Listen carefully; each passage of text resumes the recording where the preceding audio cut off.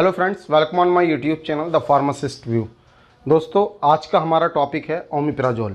हम बात कर रहे थे एसिडिटी की टॉपिक पर, जिसमें पीपीआई हमारे कैप्सूल आते हैं, पीपीआई ड्रग आती हैं। तो सबसे पहले अगर आपने हमारी वीडियो पेंटाप्राजोल पर नहीं देखी है, वो आप आई आइकन में जाकर देख सकते हैं। दोस्तों, अगर आप इस चैनल पर नए हैं और मेडिकल और हेल्थ से रिलेटेड वीडियो देखना चाहते हैं तो चैनल को सब्सक्राइब करना ना भूलें, क्योंकि समय समय पर मैं अपनी इन्फॉर्मेटिव मेडिकल से रिलेटेड वीडियो अपलोड करता रहता हूं। तो चलिए दोस्तों, शुरू करते हैं हम ओमिप्राजोल के बारे में। ओमिप्राजोल, सबसे पहले बात करेंगे एसिडिटी की। एसिडिटी क्या होता है? एसिडिटी हमारे बॉडी के अंदर स्टमक में एसिड प्रोड्यूस होता है नॉर्मली, जो हमारा फूड एब्जॉर्प्शन के लिए बहुत ज़्यादा ज़रूरी होता है, मेटाबोलाइज करने के लिए बहुत इंपॉर्टेंट रोल अदा करता है।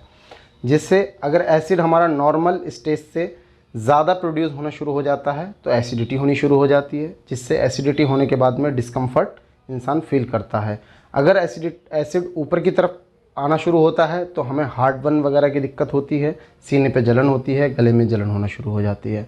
और अगर वो नीचे की तरफ एसिड हमारा जाना शुरू होता है तो पेट में भी जलन होनी शुरू हो जाती है, जिसकी वजह से बहुत सारी हमें प्रॉब्लम फेस करना पड़ती हैं।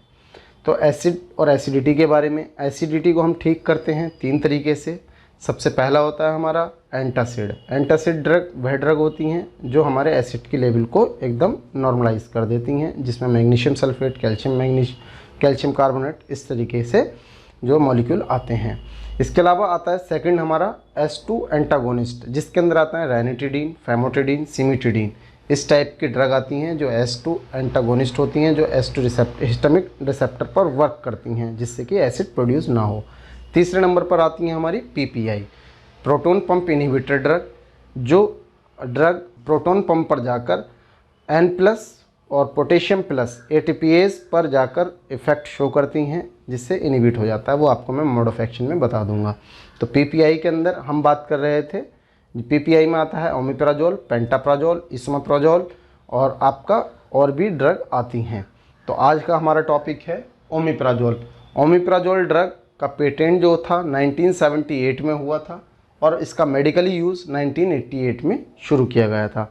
WHO के ये अप्रूव्ड ड्रग है। WHO ने बताया कि ये drug most effective, most safe और मोस्ट यूज़फुल ड्रग है। अब बात करते हैं ओमिप्राजोल के इंडिकेशन के बारे में। ओमिप्राजोल का इंडिकेशन जो सबसे पहले आता है एसिडिटी और हार्ट बर्न, कि अगर किसी पेशेंट को एसिडिटी ज़्यादा बन रही है, अगर एसिड ज़्यादा प्रोड्यूस हो रहा है और एसिडिटी हो रही है उसे, तो उस केस में ओमिप्राजोल देते हैं, और हार्ट बर्न के केस में भी दिया जाता है। साथ ही साथ GERD, गैस्ट्रोइसोफेगस रिफ्लक्स डिसीज़, ये होती है जिसमें एसिड का प्रोडक्शन बहुत ज़्यादा बढ़ जाता है और एसिड जो है ऊपर की तरफ ही रहता है, जिससे कि अल्सर वगैरह भी हो जाते हैं। उसके साथ साथ बहुत सारी प्रॉब्लम फेस करनी पड़ती हैं, तो उस केस में भी ओमिप्राजोल कैप्सूल को दिया जाता है। साथ ही साथ इरोसिव इसोफेगाइटिस, इसके अंदर अल्सर हो जाते हैं, बहुत ज़्यादा छाले बन जाते हैं ज़्यादा एसिड प्रोड्यूस होने की वजह से हमारे खाने की नली के अंदर। अब बात करते हैं गैस्ट्रिक और ड्यूडेनल अल्सर। गैस्ट्रिक और ड्यूडेनल अल्सर ये स्टमक के पार्ट में अल्सर हो जाते हैं गैस के ज़्यादा प्रोड्यूस होने से, उस केस में भी ओमिप्राजोल को दिया जाता है। NSAID, non anti steroidal inflammatory drug, जो हम एसाक्लोफेनिक, डाइक्लोफेनिक वगैरह ड्रग देते हैं, उस ड्रग से कुछ एसिड प्रोड्यूस होता है, कुछ गैस प्रोड्यूस होती है। अगर वो गैस ज़्यादा मात्रा में प्रोड्यूस हो जाती है तो पेशेंट को प्रॉब्लम होनी शुरू हो जाती हैं। तो उसके साथ भी अब कुछ कम्बिनेशन ऐसे आने लगे हैं कि एसाक्लोफेनिक के साथ में पेंटाप्राजोल या ओमिप्राजोल या आपका रेबिप्राजोल ड्रग भी दिए जाने शुरू हो गए हैं, कि जिससे कि एसिडिटी कम बने। साथ ही साथ अब बात करते हैं ज़ोलिंजर एलिसन सिंड्रोम। इसके अंदर पैनक्रियाज में अगर किसी पेशेंट को प्रॉब्लम है एसिडिटी होने के बाद में और पैनक्रियाज में ही प्रॉब्लम है, तो पेशेंट की कंडीशन बहुत ज़्यादा क्रिटिकल हो जाती है इस सिंड्रोम के अंदर। तो उस केस में भी ओमिप्राजोल कैप्सूल को दिया जाता है। साथ ही स्ट्रेस इंड्यूस अल्सर, किसी पेशेंट को स्ट्रेस हो गया है, अल्सर ज़्यादा हो जाने, घाव इतने हो गए हैं कि उसे पेन बहुत ज़्यादा है, तकलीफ़ बहुत है अल्सर होने की वजह से, उसको बार बार गैस प्रोड्यूस हो रही है, तो स्ट्रेस में आ जाता है पेशेंट। उसको स्ट्रेस से बचाने के लिए और अल्सर से बचाने के लिए ओमिप्राजोल कैप्सूल दिया जाता है।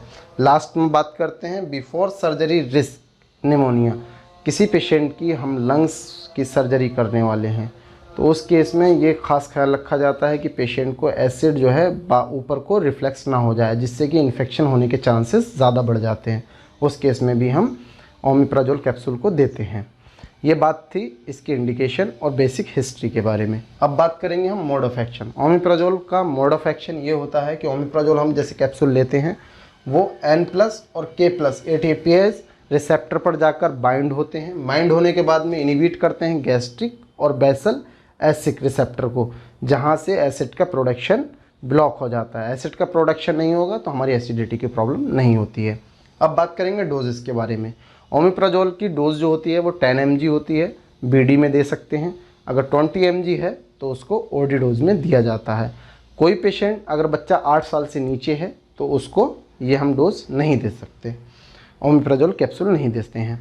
लास्ट में ऑनसेट ऑफ इफेक्ट, इसका ओमिप्राजोल कैप्सूल का ऑनसेट ऑफ इफेक्ट 1 to 2 और होता है। 1 से 2 घंटे में इसका इफेक्ट आना शुरू हो जाता है। और इसका इफेक्ट कितनी देर तक रहता है, वो 12 आवर तक। मतलब BD अगर डोज में देते हैं तो 12 घंटे जो है इसका इफेक्ट रहता है, इसका T½ होता है। अब बात करेंगे साइड इफ़ेक्ट के बारे में। साइड इफ़ेक्ट में जो बहुत ज़्यादा मोस्ट कॉमन साइड इफ़ेक्ट हैं वो तो नोज़िया, वॉमिटिंग, डायरिया, साथ ही साथ हेडेक, माइल्जिया, ये तो होते ही हैं। इसके साथ ही साथ ये देखने को मिलता है कि कोई पेशेंट इसका रेगुलरली यूज़ करता है 6 महीने 12 महीने, उसका कंटिन्यूसली जो है एडिक्टेड हो गया है, उस केस में उसको विटामिन B12 डेफिशिएंसी हो सकती है, उसको टाइफाइड हो सकता है, उसके अंदर एसिड का प्रोडक्शन जो है बहुत ज़्यादा लो लेवल पर पहुंच जाता है, और साथ ही साथ WBC और प्लेटलेट्स भी डिक्रीज़ होने के चांसेस बहुत ज़्यादा होते हैं। तो इसमें एक चीज़ का ख्याल रखना है, अगर आपको गैस एसिड ज़्यादा प्रोड्यूस होता है तो आप कुछ चीज़ों को अवॉइड कर सकते हैं। अगर आपको अल्कोहल से एडिक्शन है तो अल्कोहल को रिमूव कर सकते हैं, अवॉइड कर सकते हैं। साथ ही अगर आप ज़्यादा चाय पीते हैं, चाय की शौकीन हैं, तो आप चाय को भी कम कर सकते हैं। इसके अलावा स्पाइसी फूड खाने के शौकीन हैं तो स्पाइसी फूड भी आप अवॉइड करना होगा एसिड को कम बनने के लिए। ये जानकारी थी। अब तक हमने बात करी side effect, mode of action, dose, indication और बेसिक हिस्ट्री के बारे में। अब लास्ट में बात करते हैं ब्रांड और किस स्ट्रेंथ में आते हैं। ये ओमेज 20, ओमेज D के नाम से आता है। साथ ही साथ ओमिप्राजोल या ओमिप्रेज के नाम से, एसिलॉक RD के नाम से ये मार्केट में ईजिली अवेलेबल हो जाते हैं। इसकी स्ट्रेंथ जो आती है 10 और 20 mg में आती है। ये टैबलेट, कैप्सूल और इंजेक्टेबल फॉर्मुलेशन में भी अवेलेबल होते हैं। तो दोस्तों, ये जानकारी आपको कैसी लगी ओमिप्राजोल के बारे में, आप मुझे कमेंट सेक्शन में जाकर बता सकते हैं। अगर आपने हमारी पिछली वीडियो पेंटाप्राजोल पर नहीं देखी है, वो आप जाकर आई आइकन में देख सकते हैं। इसी तरीके की मेडिकल और हेल्थ से रिलेटेड इन्फॉर्मेटिव वीडियो देखने के लिए आप हमारे चैनल से जुड़े रहें। चैनल को सब्सक्राइब करना ना भूलें। धन्यवाद दोस्तों।